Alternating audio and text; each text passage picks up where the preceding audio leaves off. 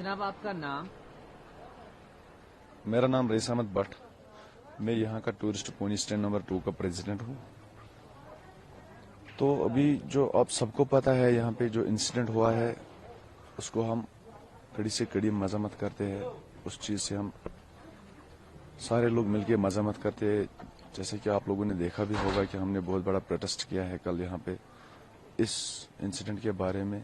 हम चाहते हैं ऐसा इंसिडेंट हो ही नहीं पूरे कश्मीर में, क्योंकि यहाँ पे जो पूरा कश्मीर है 99% डिपेंड ऑन टूरिज्म है। यहाँ पे जो पूरा टूरिस्ट के साथ ही चलता है। जब भी यहाँ पे टूरिस्ट आता है तब हम लोग चलते हैं।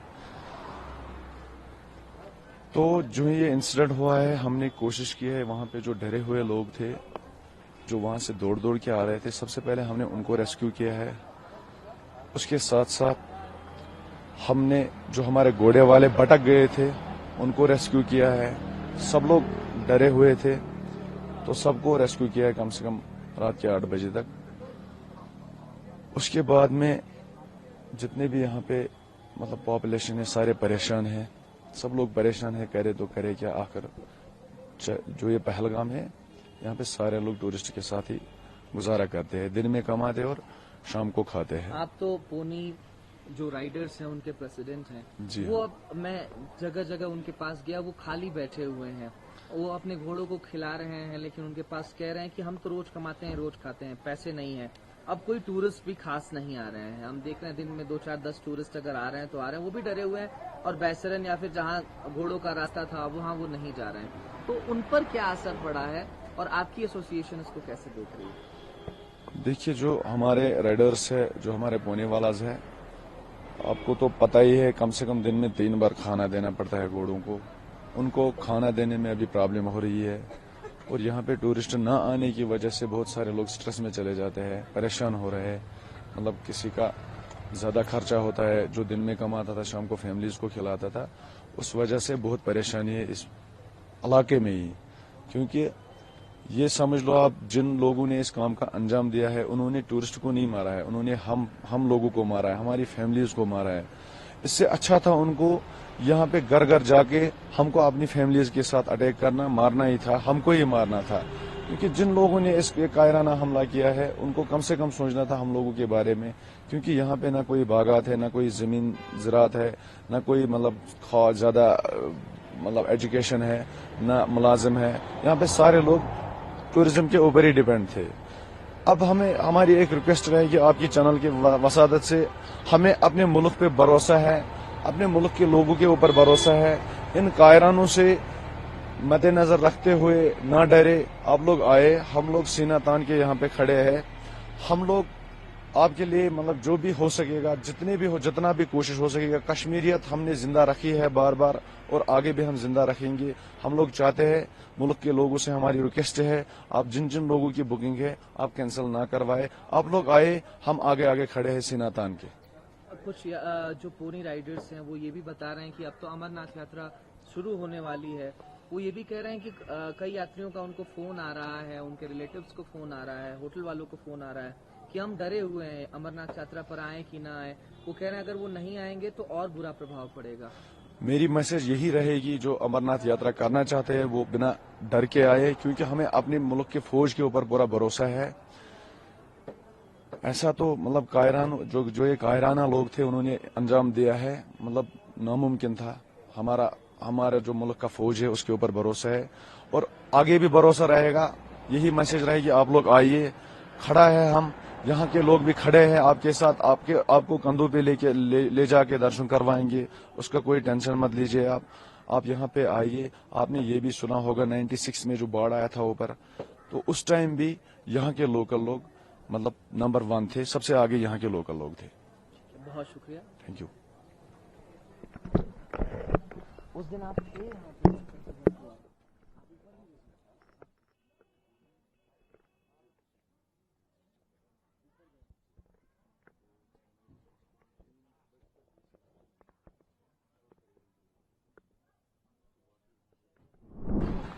आपका नाम? हमारा नाम मोहम्मद इशफाक। इशफाक साहब, आप घोड़े ही चलाते हो? हाँ सर, घोड़े चलाते। हमने देखा कि जिस तरीके से हमला हुआ उसके बाद घोड़े और खच्चर चलाने वालों पर संकट मंडरा रहा है। टूरिस्ट अब आ नहीं रहे हैं और कहीं न कहीं आपकी रोजी रोटी पर संकट मंडराता हुआ दिखाई दे रहा है। आप सब लोग एक जगह इकट्ठा बैठे हो, काम नहीं मिल रहा है। हाँ सर, तो अब तो यही है कि अब अमरनाथ आने वाला है तो हम वेलकम करते हैं, यात्री आए, हम 2-4 रुपए कमाए। हम यही मुद्दा करते हैं हम कि यात्रा आए, टूरिस्ट भी आए, हम तो उसके साथ कंधे मिला के वो हम एक ही देश का है, हिंदू मुस्लिम सिख आपस में भाई भाई। हम यही कहते हैं कि एडमिनिस्ट्रेशन गुजारिश करते हैं कि टूरिस्ट को यहाँ पर लाए। हम तो वेलकम करते हैं, हम घुमाने के लिए लाते हैं, जाते भी है, हम खुद जाते हैं। तो ये मुद्दा यात्रा आए और हम 2-4 रुपए कमा, हमारे पास भी घर में माँ बाप बेटे वेटे है, उसके लिए रोजी रोटी का मसला होता है। कितने पैसे आप दिन में कमा लेते थे जब टूरिस्ट का फ्लो था, जब बैसरन वैली खुली हुई थी? आप टूरिस्ट को ऊपर लेके जा पा रहे हैं? सर, हर किसी को यहाँ पर मैक्सिमम 5,000 घोड़े है, तो हर किसी को 2-4 रुपए मिलते थे सर। गुजारा होता था, घर का गुजारा होता था, बच्चे पढ़ते हैं, ये भी गुजारा होता था। बच्चे को 10 रुपए मिलते थे, जब स्कूल से वापस आए 10 रुपए मिलते थे। इसलिए गुजारिश है, अब तो कोई ना हम कमाते हैं, घोड़े को भी खाना देना पड़ता है, 3-3 टाइम दिन में देना पड़ता है। किसी उसको भूखा नहीं रख पाएगा सर। ये गाड़ी नहीं एक जगह रुकाएगा, ये कोई मसला नहीं। ये घोड़ा है, इसको 3 टाइम देना पड़ता है, घास, चना, मक्का ये देना पड़ता है इसको। अब आप क्या अपील करेंगे जो टूरिस्ट डर के माहौल में है, वो पहलगाम नहीं आ रहे हैं, श्रीनगर से वापस लौट जा रहे हैं या फिर कहीं और जा रहे हैं, उनसे आप क्या कहना चाहेंगे? हम यही कहते हैं सर, आपकी मुद्दा से यही कहते हैं कि टूरिस्ट यहाँ पर आए, फिर से जैसे पहले आते थे वैसे आए। हम वेलकम करते हैं, अगेन वेलकम करते हैं कि आप आए, यहाँ कोई मसला अब कोई है नहीं। यहाँ पर जैसे आप घूमने के लिए आते वैसे घूमने के लिए आए। यहाँ पर जो छोटे लोग हैं, जो मीडियम क्लास के लोग हैं, कहीं ना कहीं वो घोड़े और खच्चर चलाने में ज्यादा है। क्या उनके पास कोई और काम नहीं है? सर, यहाँ पर एक्चुअली एक काम तो यहाँ बहुत है, लेकिन गाड़ी का मसला, यहाँ पर उतना गुजारा नहीं। हम 50,000 तक घोड़ा खरीद सकते हैं, तो यहाँ 14 लाख की गाड़ी और वहाँ से 14 लाख, हम तो 50,000 गुजारा नहीं कर सकते। 14 लाख की गाड़ी कहाँ से हम लेके आए?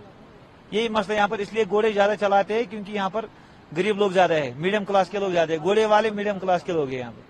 30,000 40,000 गुजारा कर सकते हैं, साल में उतना ही कमा सकते हैं, फिर कितना कर पाएगा हम? बहुत धन्यवाद। आप अपना नाम बता दीजिए।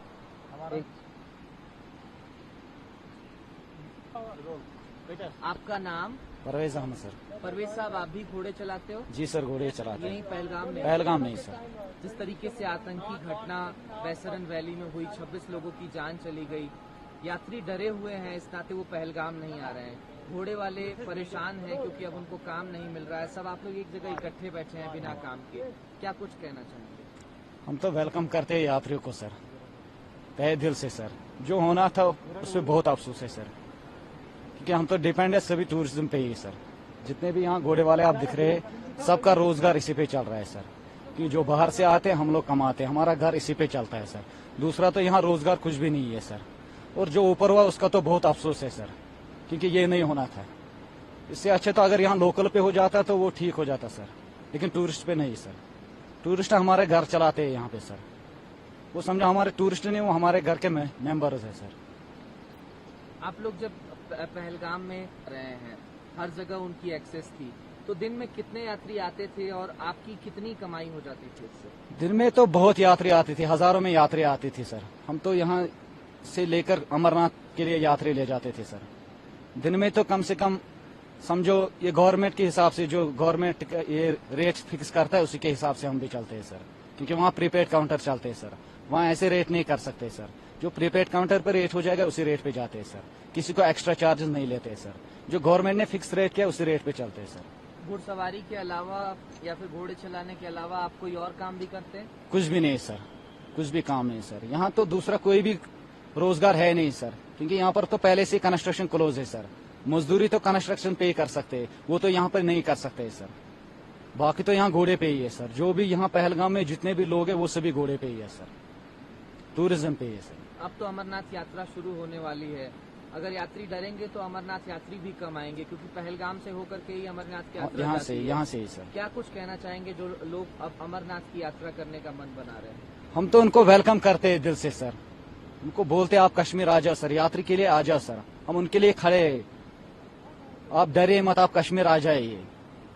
जैसे हम इससे पहले उनके साथ थे, आज भी उनके साथ वैसे ही है सर। जैसे हम घर के मेंबर्स के साथ रहते उनके साथ भी हम वैसे ही है सर। हम उनका वेलकम करते, आप पहलगाम आ जाइए सर, यात्रा करने के लिए आ जाइए। बहुत धन्यवाद। शुक्रिया सर।